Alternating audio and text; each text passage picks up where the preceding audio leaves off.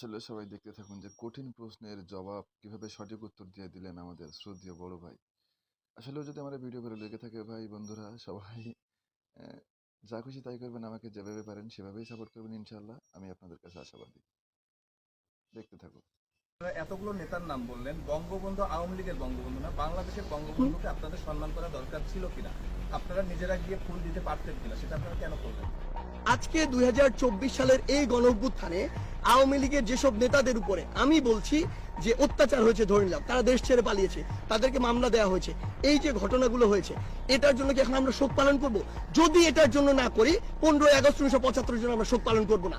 আপনি দেখেছিলেন ওই 15ই আগস্ট 1975 যখন এই ঘটনাটি ঘটে পুরো বাংলাদেশ ব্যাপী মিষ্টি বিতরণ হয়েছিল। কারণ কি? কারণ ওই 72 থেকে 75 ঘটনা যদি দেখেন তখন স্বৈরাচার বা ফ্যাসিস্টের চরম একটি মাত্রা ছিল।